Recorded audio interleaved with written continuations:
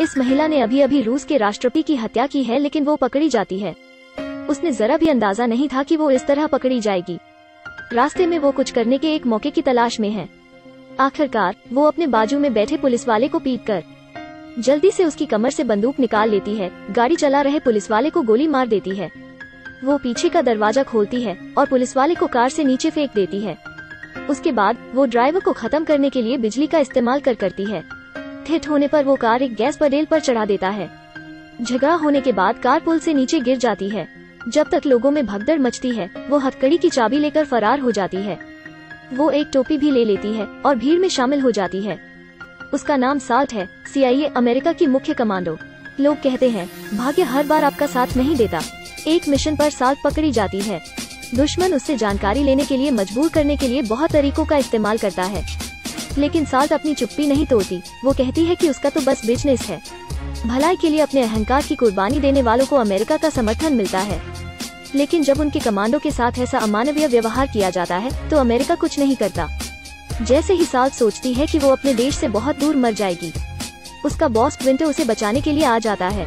हालांकि विंटर उसे बताता है कि जिसने उसे बचाया असल में यही वो आदमी है। माइक रूस यहाँ काम करने वाले एक कीट वैज्ञानिक हैं। साल्ट अपने मिशन के लिए जानकर उनके पास जाती है। उसने सोचा नहीं था कि वो उससे प्यार कर बैठेगा। उसकी स्थिति जानने के बाद उन्होंने कई बार कांग्रेस, विदेश मंत्रालय से मदद की मांग की। मीडिया में हलचल न मचे, इसलिए सरकार विंटर को साल्ट को बचाने और मामला सुलझाने के लिए भेजती है। यह पहली बार है जब साल्ट रोती है और अपने कमांडो की पहचान को स्वीकार करती है। उस जैसे लोग के लिए प्यार और परिवार की कोई जगह नहीं है, लेकिन माइक उसके साथ रहने के लिए तत्पर है। इसलिए साल्ट और माइक शादी कर लेते हैं। 2 सालों बाद अब वो CIA के लिए अपनी जान जोखिम में नहीं डालती। वो पीछे हट जाती है और अपने अनुभव से एक पूछताछकर्ता बन जाती है। आज उनकी शादी की सालगिरह है। साल्ट अपना काम खत्म कर रही है, लेकिन तभी उसके सहकर्मी उसे वापस बुला लेते हैं। 10 मिनट पहले एक तथाकथित रूसी कमांडो बॉस की तलाश में आता है। साल्ट पूछताछ में माहिर है, इसलिए उसे रुकना पड़ता है। गैजेट्स के तैयार होते ही साल्ट पूछताछ शुरू करती है। वो बताता है उसका नाम ओलोव है। उसकी कंपनी ने उसे कैंसर होने के कारण निकाल दिया है, इसलिए उसने नाटक किया। और फिर वो अपने अतीत के बारे में बताता है। 20वीं सदी के 70 के दशक के दौरान एक महान एजेंट था जो अमेरिका को खत्म करने की योजना बना रहा था। गुप्त रूप से अनाथों का पता लगाता था, उन्हें शारीरिक और मानसिक तरीके से प्रशिक्षित करता था। वो अमेरिका की जासूसी करने के लिए प्रशिक्षित थे, आदेश का सख्ती से पालन करते थे। योजना के मुताबिक पहले एक एजेंट न्यूयॉर्क आएगा। अमेरिका के उपराष्ट्रपति के अंतिम संस्कार में वो रूस के राष्ट्रपति की हत्या करेगा। साल्ट कुछ नहीं बोलती। एक रूसी एजेंट रूस के राष्ट्रपति की हत्या करेगा, यकीन नहीं होता। साल्ट उसके अतीत की कहानी पर समय बर्बाद न करते हुए खड़ी होती है और वहाँ से चली जाती है। लेकिन ओलोव एक अजीब बात बताता है, और वो एजेंट और कोई नहीं बल्कि साल्ट थी। उसके यह कहते ही जो लोग पूछताछ देख रहे थे दंग रह जाते हैं। लेकिन लाई डिटेक्टर से पता चलता है कि जो कुछ भी ओलोव ने कहा वो सच है। साल्ट अपने एजेंट के अंतर्मन से महसूस करती है कि उसके पति के साथ कुछ गलत हो रहा है। वो फोन नहीं उठाता, उसे चिंता हो जाती है। लेकिन ओलोव ने जो कहा उसकी वजह से साल्ट संदेह के घेरे में आ जाती है और उसे पूछताछ कमरे से बाहर नहीं जाने दिया जाता। लिफ्ट में कदम रखते ही ओलोव को बंदी बना लिया जाता है। गार्ड पर प्रहार करने के लिए वो अपने जूतों में छिपे चाकू का उपयोग करता है। वो दोनों कुछ नहीं कर पाते और तुरंत मर जाते हैं। अलार्म बजता है, पूरा डिपार्टमेंट सचेत हो जाता है। साल्ट पकड़ी जाती है, लेकिन वो स्थिर खड़ी नहीं हो पाती, इसलिए वो कमरे से बाहर चली जाती है। बॉस पीबॉडी साल्ट को पकड़ने का निर्देश देते हैं और बाहर जाने वाले सारे रास्ते बंद कर दिए जाते हैं। साल्ट फंस जाती है। वो निगरानी करने वाले कैमरे को धुंधला करने के लिए अग्निशामक यंत्र का उपयोग करती है। अंडरवियर भी निकाल दिया जाता है। वो कूड़ेदान में 2 तरह के सफाई करने वाले रसायन डालती है। केमिकल की वजह से धुआं उठता है। फिर साल्ट स्टील की मेज के पैरों को निकालकर उसमें रसायन भरे टिश्यू भर देती है और बड़े पैरों में जोड़ देती है। उसके बाद अग्निशामक यंत्र से जोड़ देती है। चेहरे पर मास्क पहने एक कमांडो अंदर आने वाला होता है। जैसे ही दरवाजा खुलता है साल्ट उस पर अग्निशामक यंत्र धकेल देती है। असल में यह एक साधारण बाजूका है जिसे उसने अपने हाथों से तैयार किया है। कमांडो को मारने के बाद साल्ट कांच की खिड़की को तोड़कर बाहर निकल जाती है। वो टैक्सी पकड़ती है, पति को बार बार फोन करती है लेकिन फोन नहीं लगता। साल्ट सिम को तोड़ देती है ताकि कोई उसका पीछा ना कर सके। घर पहुंचने पर लिविंग रूम में सामान बिखरा पड़ा है। जाहिर है कि उसके पति को किडनैप किया गया है। तभी पीबॉडी और विंटर सेना के साथ वहां पहुंचते हैं। साल्ट छिपे हुए बैग और स्पाइडर लेती है।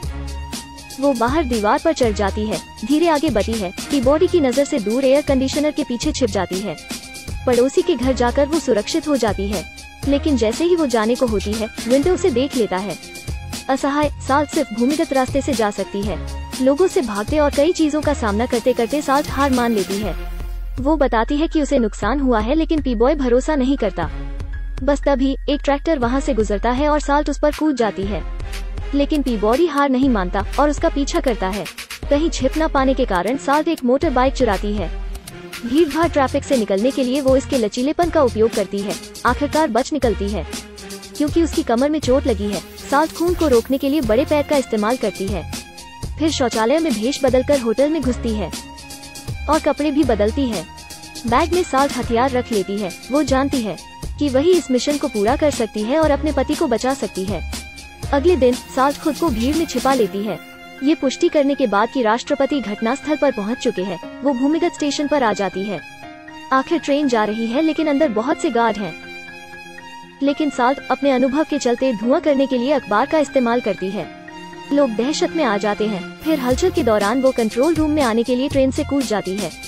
भूमिगत रास्ते से होकर साल्ट उस टनल में आती है जिसका इस्तेमाल चर्च द्वारा स्पीच के लिए इस्तेमाल किया जाता है। वहाँ वो 3 पुलिस वालों को मार देती है, इसलिए उसका कारनामा पकड़ा जाता है। पीबॉडी तुरंत अपने आदमियों को साल्ट का पीछा करने को कहता है। अब चर्च के अंदर रूसी राष्ट्रपति स्पीच देने के लिए स्टेज पर जा रहे हैं। साल्ट सफलतापूर्वक वहाँ से बच निकलती है और चर्च के नीचे पहुँच जाती है।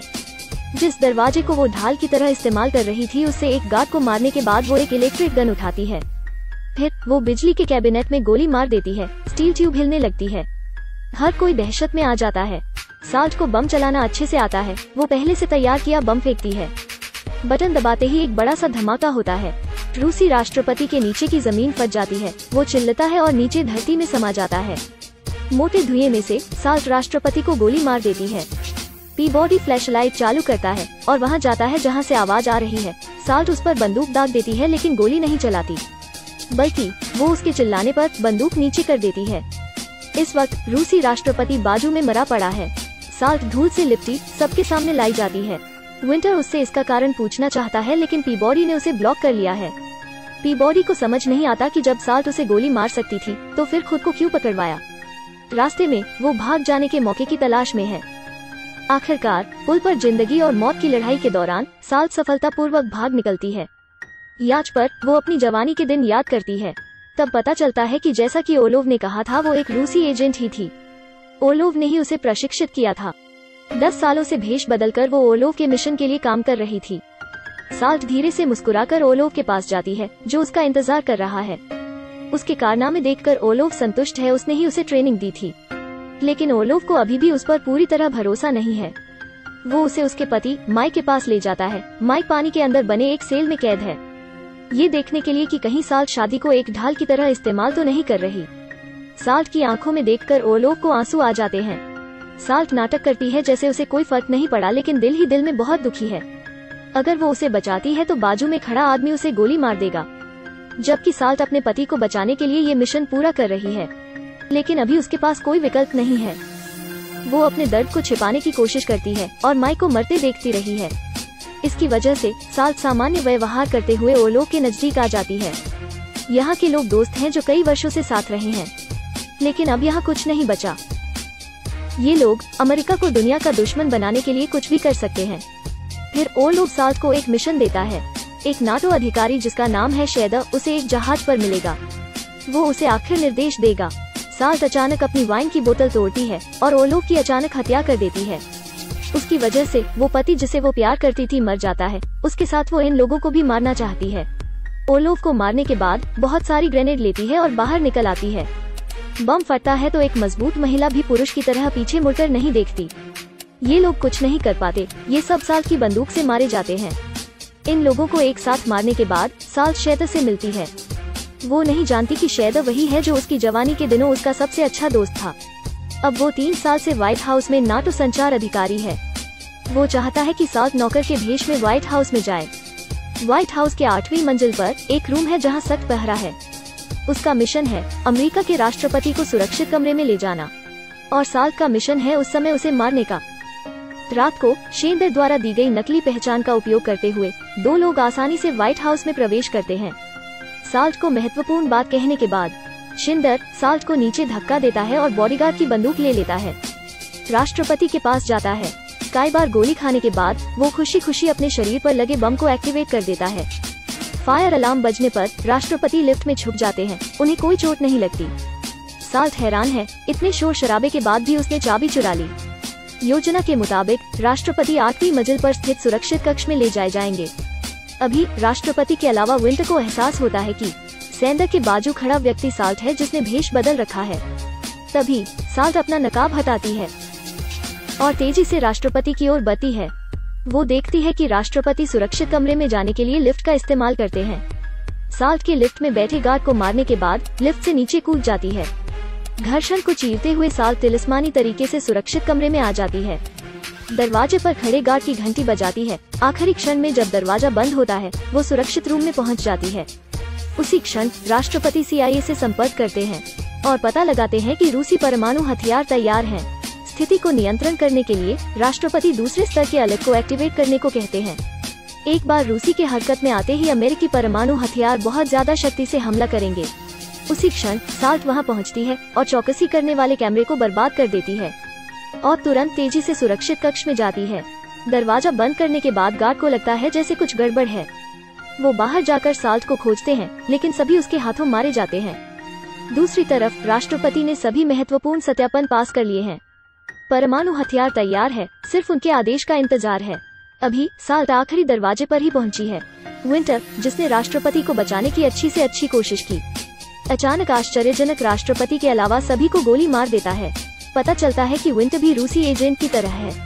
राष्ट्रपति विंटर के आदेश का पालन करने से मना कर देते हैं और मारे जाते हैं। अब विंटर अटैक को एक्टिवेट कर चुका है। फिर साल्ट वहां आती है और जानती है कि विंटर भी रूसी एजेंट का इक्का है। कुछ बात करने के बाद विंटर प्रहार करने के तैयार होता है।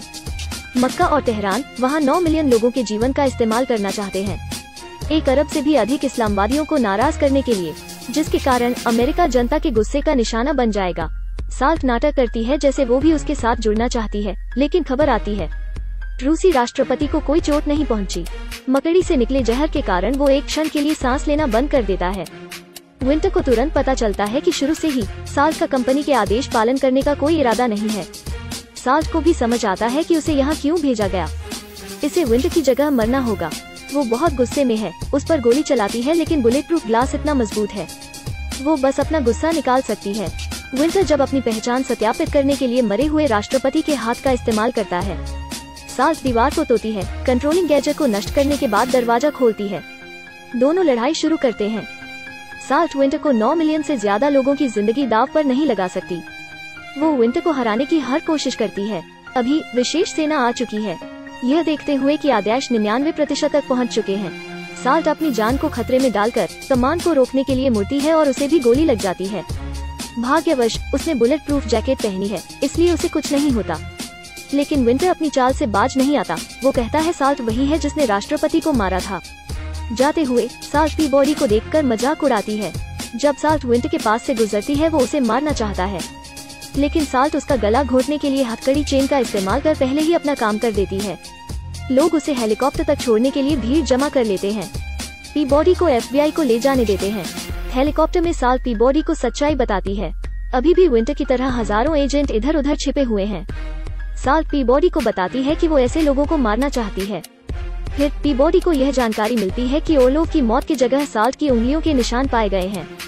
इस बार वो साल्ट पर भरोसा करने का निर्णय लेता है और हथकड़ी खोल देता है। जब हेलीकॉप्टर नदी के ऊपर से गुजर रहा होता है, साल्ट उसमें कूद जाती है। उसने पतली सी शर्ट पहनी है, बर्फीले जंगल में चल रही है। वो विश्व युद्ध शुरू करना चाहने वाले हर रूसी एजेंट को मारना चाहती है। साल्ट बहुत अच्छी एक्शन फिल्म है, यह जरा भी बोरिंग नहीं है। तेज भागती कहानी, संजीदा संगीत, बंदूक की गोलियां, लड़ाई, पीछा करना। इस फिल्म में कई विवरण बहुत अच्छी तरह प्रस्तुत किए गए हैं। हो सकता है आपको आश्चर्य होगा कि महिला नायक किसकी तरफ है, रूसी या अमेरिका। दोनों ही गलत हैं। वो मजबूत पक्ष में है, जैसे कि प्यार, न्याय और सच्चाई। यही वो धर्म भी है जिसे उसने इस मंगलंत दुनिया में प्राप्त किया है।